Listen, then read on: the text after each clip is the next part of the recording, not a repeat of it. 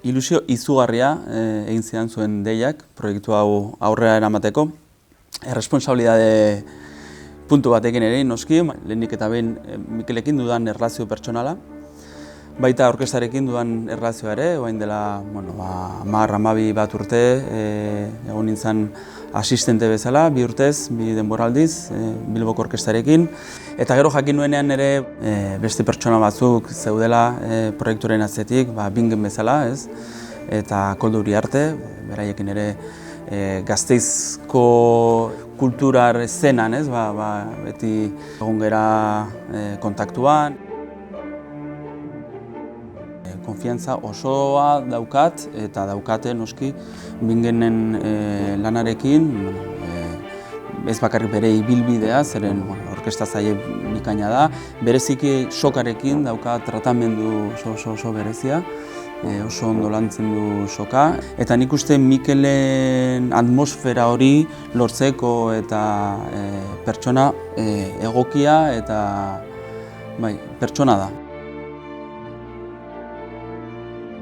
Mikelen musika nik uste elementu asko dituela, alde batetik testua.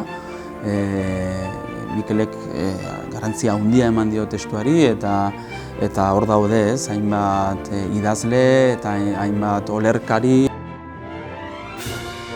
Bere ahots kolorea oso intimoa da, ez, eta nik uste oso erraz erakartzen duela publikoa, ez, entzulea segituan sartzen da bere munduan, ez.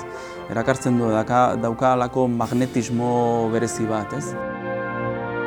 Mikelen grina ez beti ere eboluzio horretan egon da, ez da inoiz gelditu. Hor nik uste konexio polit bat dugula eta da bizitzaren filosofia, ez? Nola bizi hau. Noski gure musika, gure artea, gure zaman edo saiatzen ari garela, ez? Etengabe hau aurrera eramaten, ez? Horrelako proiektu bat, ardaz hori, ez?